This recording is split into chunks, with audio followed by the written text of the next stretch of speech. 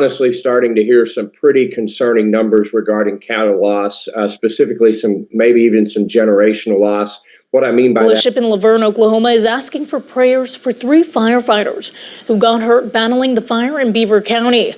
The church says one of its elders was on the truck when it rolled, giving him third-degree burns. Is critical because that's how you keep your cattle in, you keep them separated. Scott Long estimates he lost. This story sounds like it belongs in late summer. But it happened in February. A wildfire near Beaver, Oklahoma moved so fast it was burning football fields by the second, pushed across a state line, and forced people into the kind of evacuation where you don't debate, you just leave. And the scariest part is this, it didn't need dense forests to do it. Just dry grass, brutal wind, and the wrong day. What you're about to hear is the clean timeline of the Ranger Road fire, what happened, why. County. The fire started late Tuesday morning and has traveled northeast into Kansas, over a total of 145,000 acres. Why it spread the way it did, and what it revealed about fire danger across the southern plains. The verified headline is the acreage. The Ranger Road fire ultimately burned 283,283 acres, about 442.6 square miles, across Oklahoma and into southern Kansas. That number appears in Oklahoma Emergency Management Updates and in Drought.gov Southern Plains Status Update. But acreage doesn't capture the fear. The fear was the speed.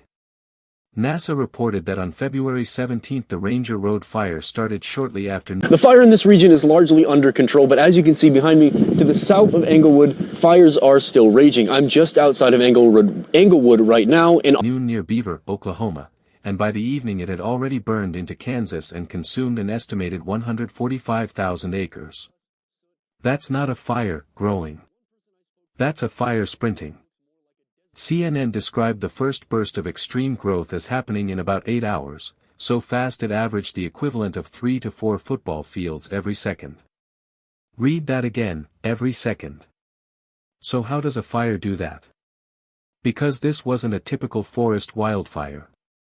NASA described the Ranger Road fire as showing the features of a fast fire, a particularly dangerous kind of wildfire that usually burns in brush trucks and 2 tankers. And that doesn't go far, and then right off the bat, one of our brush trucks caught fire in the engine. And so it's grasslands and shrublands rather than forests, and is propelled by strong winds. That matters because grass is continuous fuel. When it's dry, the landscape becomes a runway. And the wind was not normal. NASA reported wind gusts up to 70 miles per hour measured across the Oklahoma and Texas panhandles on February 17. Winds at that speed don't just spread fire, they can tilt flames forward, carry embers, and turn the leading edge into something crews can't physically approach. Now imagine what that looks like on the ground. It doesn't look like one line of flame you can handle. It looks like the earth itself is on fire, moving. At what some of these trucks look like, this is what we're talking about. It's, a very heavy-duty operation with heavy-duty machinery. The community also coming together today, creating a fire relief fund. This is not. It looks like smoke and dust ripping sideways across the horizon. It looks like your visibility collapsing, while the fire gets bigger. That's when evacuation orders become inevitable. On the Kansas side, KSN reported evacuations for Ashland and Englewood after the fire spread from Beaver County, Oklahoma, and pushed roughly 65 miles into southern Clark and Comanche counties. The report also described what firefighters were prioritizing: protecting homes, farms, and cattle, not because they. He continues our team coverage from outside of Englewood. The fire in this region is largely under control, but as you can see behind me, to the south of Englewood. Didn't want to stop the fire, but because in those winds, stopping the head of the fire wasn't realistic. In Oklahoma, officials were dealing with more than one crisis at once. On February 18, Oklahoma's Emergency Management Update said the State Emergency Operations Center was activated as wildfires and fire weather conditions impacted the state. That same update listed the Ranger Road fire at 283,283 acres and 15 contained. That update also said Governor Kevin Stitt declared a state of emergency for Beaver, Texas, and woodward. Urgent, you don't want the cattle, first of all, to be on the roadway, so you don't want your cattle mixed up with the neighbors' counties. When a governor does that, it's not for headlines, it's because the situation has exceeded normal response and needs rapid support and coordination. And yes, structures were lost. CNN quoted Beaver County EMS saying homes and buildings were lost, even while officials stressed something almost unbelievable considering the speed: no confirmed deaths. urgent, you don't want the cattle, first of all, to be on the roadway, so you don't want your cattle mixed up with the neighbors. That doesn't mean the fire was less deadly. It means people got out in time. It means 2017 is embedded in our history, in our memory. 2017's Starbuck fire looms like a shadow over Greg Gardner's ranch. It was just last week. I think warnings were taken seriously. And it means luck played a role, because when a fire moves that fast, minutes can decide everything. The next part is what the public rarely sees: the cost of holding the line. KSN reported that firefighters were injured in both Kansas and Oklahoma while fighting the wildfires. A Kansas fire captain described flames up to about 40 feet and said, plainly, "It's not a kind of fire you can stop." That single sentence is the most honest description of wind-driven grassland fires. And the wind didn't just push the fire. It also stole one of the most powerful tools firefighters. Yes, thank you for having me on. Certainly very challenging conditions here in Oklahoma. The largest fire that we have going that started there in Beaver County up in the Panhandle is just 20% contained as of today. Have aircraft. KSN reported extreme winds grounded the planes from making water drops during the worst period, forcing crews to lean even more heavily on ground tactics. So while the internet argues about why didn't they just drop water, the real answer is simple: because the weather wouldn't allow it. This is what makes wind-driven fires feel unstoppable. The same wind that spreads the flames can also block the response. By February 18, Oklahoma Emergency Management reported something else that signals seriousness: FEMA assistance. OEM said FEMA approved fire management assistance grants, FMAGs, for multiple fires, including the Ranger Road. A little bit of a break from the weather today and through the weekend, but then we are preparing with our forestry team and our Office of Emergency Management here in Oklahoma to be ready for some challenging fire conditions next week. Road fire. FMAGs can reimburse 75% of eligible firefighting costs for state, local, and tribal agencies, equipment, fuel, labor, travel, and more. And by February 20th and February 24th, OEM continued emphasizing those FMAG approvals and urged responding agencies to document costs. Translation: this was expensive, intensive firefighting, even when it worked. Now, the moment the rest of America saw what was happening was from space. NASA Earth Data published a comparison showing February 17th. That is such an impact that ranchers are going to lose generations of genetics that they've been selecting, not just one or two or three head, hundreds of head, and massive. The day the fire started, and February 18th, when the burned area doubled. It described the burned area as nearly twice the size of Chicago, with the active fire front visible in bright detection around the burn scar and smoke pouring out. Drought.gov later called the Ranger Road fire the largest U.S. wildfire of 2026 so far, and repeated the same final acreage, 283,283 acres. But this is where people misunderstand containment. Containment is not "the fire is gone." Containment means lines are in place and the fire is no longer expected to spread beyond them.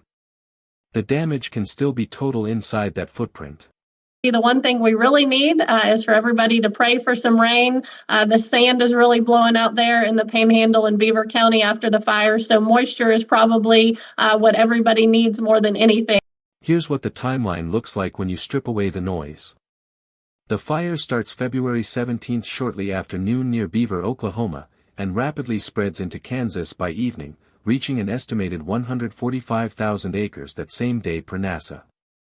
By February 18, Oklahoma Emergency Management lists the fire at 283,200. On February 24, OEM listed numerous fires across Oklahoma and said Oklahoma Forestry Services was engaged with 20 wildfires as of 5 p.m.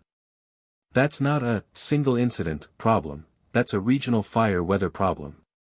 When multiple fires are burning at once, every decision becomes triage. Which towns get additional engines? Which fire gets aircraft when wind allows? Which crews can rotate, and which keep going because there's no one left? That's the hidden pressure behind a week like this. Now for the damage that doesn't photograph well, ranch country. Grassland fires don't just burn grass. They erase the infrastructure that holds rural life together, fence lines, water systems, winter grazing, and the working boundaries that keep cattle where they're supposed to be. RFD-TV reported extensive damage to fencing and major losses across farm and ranch operations after the Ranger Road fire. And in that same RFD-TV reporting, Oklahoma Cattlemen's Association President Michael Kelsey warned they were hearing pretty concerning numbers regarding cattle loss, including generational loss, meaning decades of selective breeding and herd building wiped out in one event. If you want a short quote to include on camera, use this exactly: "We're honestly starting to hear some pretty concerning numbers regarding cattle loss, maybe even some generational loss, hundreds of head." And he explains something practical that outsiders often don't get: the fastest help is often money, because one ranch needs hay, another needs fencing, another needs a well replaced. On the Kansas side, KWCH reported immediate needs including hay, truckers to haul hay, and cash donations, because offers may exist, but transportation is the bottleneck when disaster hits rural areas. Now comes the human moment that cuts through everything. KTUL reported that 22-year-old Mariah Barrows lost her home in Knowles, Oklahoma. She fled, forgot her wedding dress in the chaos, and her fiancé rescued it first. When they returned, the house was ashes. If you need one emotional on-camera quote, use this exactly: "Just gotta get to a safe place, and figure the rest out later." I was DIYing the entire wedding, and so all of the stuff for the past 9 months, it was in the house, and it's all gone. Wildfire coverage can't be only acreage and smoke. Because people don't lose structures. They lose the life they built inside them. Now, the weather to climate bridge. Drought.gov Southern Plains update explains that February is typically one of the driest months across the region. It also reported soil moisture across much of Texas, Oklahoma, and eastern Kansas below the 10th percentile, and noted an evaporative demand drought index, EDDI, spike in mid-February, indicating rapid drying in the week prior to and during the spread of very large fires. That same Drought.gov update said large parts of Kansas and the Oklahoma and Texas panhandles were likely to see winter and February rank within the top 5 warmest compared to historical records. Warmth matters because it dries fuels faster and keeps grasses receptive to ignition. CNN also described the broader setup: persistent warmth plus less precipitation dries soils and fuels, creating crispy conditions, and warned this kind of dangerous setup will likely become more common as the world warms due to fossil fuel pollution. Here's the simplest translation: dry fuels plus dry air plus extreme wind equals a fire that can outrun decisions. And that's why this fire felt unstoppable. When wind gusts hit highway speeds, flames lean forward. Spot fires can ignite ahead of the front. The head of the fire can outrun the trucks. And if aircraft are grounded, ground crews are left to protect what they can, structure by structure, pasture by pasture. Once containment finally came, the region shifted to relief. On February 24, OEM highlighted Relief Re-S, urged residents to report damages, and noted an executive order easing transportation regulations to speed delivery of water, hay, and livestock feed. OEM also noted Oklahoma's Emergency Price Stabilization Act, its price gouging statute, was in effect for counties under emergency due to wildfire impacts. Recovery after a grassland megafire isn't one job. It's 1,000 jobs. Fence by fence. Well by well. Hay bale by hay bale. And finally, the warning. Drought.gov notes that fire season in the southern high plains typically peaks from February to April, meaning the calendar itself is part of the hazard window. So if you live in the plains, treat wind and humidity forecasts like tornado watches. Because on the wrong day, one spark becomes a 60-mile run. This time, the Ranger Road fire stopped. Next time, the margin might not be there.